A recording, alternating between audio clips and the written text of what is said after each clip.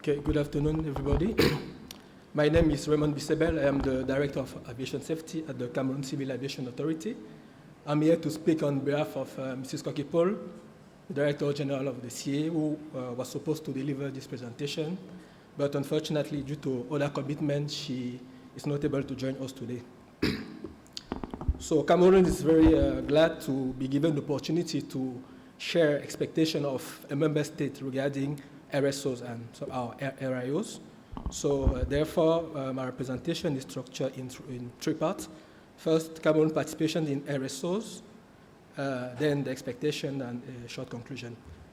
For the first point, I believe that with the previous speaker, I'm not going to spend much time on that because I just wanted to recall that Cameroon is a member of two RSOs, CASSOA, the Director General just spoke, and also AMAC. So I think the presentation were very comprehensive on their mission, their achievement, and so on. So the only point I can add to the intervention is that we have, as Cameroon, the opportunity to see the pros and cons of each model. CASSOA funded on the strong regulatory framework, and AMAC based on the treaty. So we know we are able to experience the challenges of this model, as highlighted in the report developed by the consultant. So now moving to the expectations. The first one is the development of harmonized regulatory framework. We believe that it's the prerequisite for assisting member states in fulfilling their obligation. And what is expected is smart and robust harmonized regulations and guidance material. And we believe that to achieve that, we need to have an engineering approach into the rulemaking, which is essential to shape and optimize regulatory framework. Because bringing states together is to have an added value. So in many states, regulations are just direct transposition of ICAO SAPs, sometimes verbatim with small adjustment. If where states comes together is to have something that can help all the member states. So therefore, it's for us, it's a key expectation to have this robust framework and also rulemaking, and also, as I mentioned previously, the regulatory watch in place. The other expectation is providing a broader expertise based throughout the region. And to achieve that, we believe that the RSOs can leverage and consolidate the technical expertise within the region. So this is what is currently done. The RSOs are using resourcing coming from the states. And also a point that is very important for us is to strengthen and expand the pool of experts across the regional oversight system. Because what we are observing today is a trend of experts moving from the CAs to the RSOs. I think this is, with that we are weakening the CAs, and we believe that it's not the good way to go, because weak RSO will mean, weak CA, will also mean weak RSOs. So what we expect is that RSOs bring more resources, more technical expertise into the safety oversight system.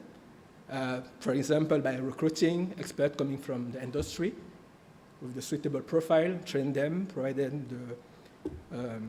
the regulatory, how can I say it, the regulatory skills. And this for us is important to avoid the competition, so to minimize it as much as possible.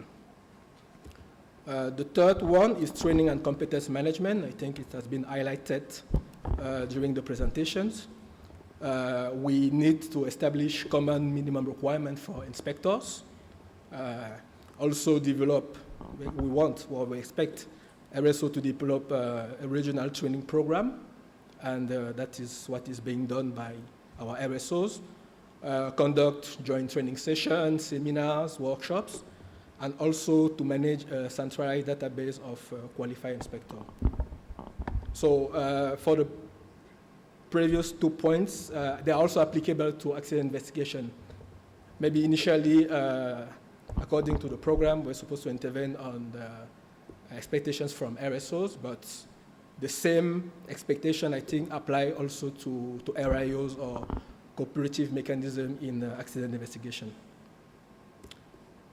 Another expectation is the sharing of safety tools. Of course, we need a toolbox, maybe not exactly what we have here, but what we are expecting is, for instance, development of harmonized procedures, checklists, forms for inspectors across the region to apply them during oversight activities based on the common regulations and guidance material. Also, establishment of common system for collecting and processing safety data. For instance, occurrence reporting. I think CASSOA mentioned ECAS in the intervention, ramp inspections, audit findings, and so on. Because those data will be key enablers for safety intelligence across the region. Because sometimes data available at the state level is not enough. If we aggregate them at the regional level, it can help make data data-driven decision. Also, we expect the support of RSOs to coordinate the review and response to state letters. For instance, state letters related to ICAO SAPS amendment. I remember a survey was conducted by ICAO a few years ago, and the rate of responses for African member states were quite low. And we believe that RSO can coordinate activities with the states, and based on the outcome of this coordination, it will give them output to answer to ICAO state letter. Also, as highlighted in the previous intervention, supporting the implementation of USOAP same activities, including preparation for audits, update of the online framework, and so on. Another point of interest is also the contribution to ICAO working groups. Due to the lack of resources, I think we can manage to have experts from RSO representing member states in ICAO bodies, and then share with their members. Last but not the least, expectation is the improved governance.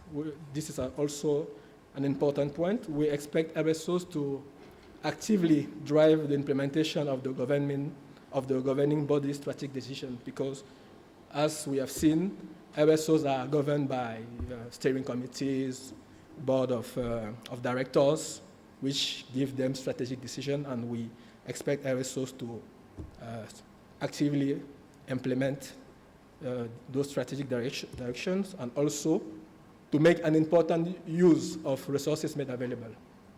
This one is also very important because by joining the RSOs, so states are providing contribution, allow them to have charges, and we expect from the RSO to make an efficient use of them, and also financial transparency and accountability in the use of those funds. Another last one, partnership and collaborations with the member states, with the other RSOs. We're happy to see that, for instance, AMAC and RSO concluded an agreement recently. So this is another expectation from RSO. So on this note, this concludes my presentation, and I want to thank you for your attention. Oh, no, sorry. Last point, the conclusion. Yes, state relies on RSO for practical support. What we need is practical support. And also, the expectation is focus on added value, because if we join the RSO, we expect an added value. Otherwise, state can stay on their own and do their own thing. So we expect added value, strong partnership, and also operational efficiency. And last but not the least, we have expectations, but we also ask member states to be committed, because the commitment of member states is critical for RSO to successfully meet those expectations. Because if we are not committed, we don't think that the RSOs can deliver what is expected. So thank you for your attention. Thank you, Raymond.